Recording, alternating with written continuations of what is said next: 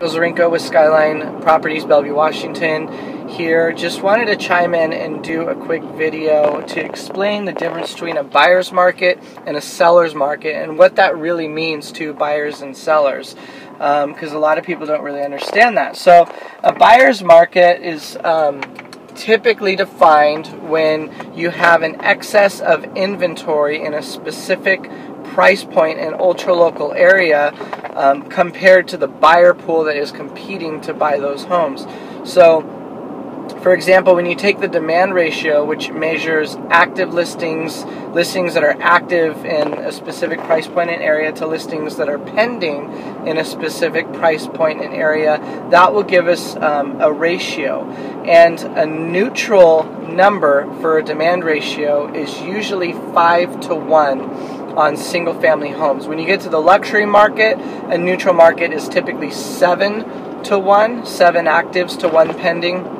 So, you know, the lower the demand ratio, the tighter the numbers are, it usually indicates a greater seller's market. Well, in the greater Seattle area, specifically in Bellevue and whatnot, the demand ratio has been mostly a negative number, which shows an extreme seller's market, and a lot of buyers are competing for that. So, as I was mentioning, a buyer's market, we saw this kind of more along the lines in 2009, 2008, after kind of the market really had a hard correction, and people were really hesitant to buy. It was really easy to snatch up properties for cheap.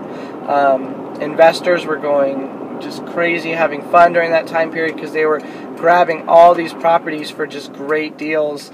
And you know, we've seen a lot of the price points really recover back to 2005, 2006 levels over the last 4 years.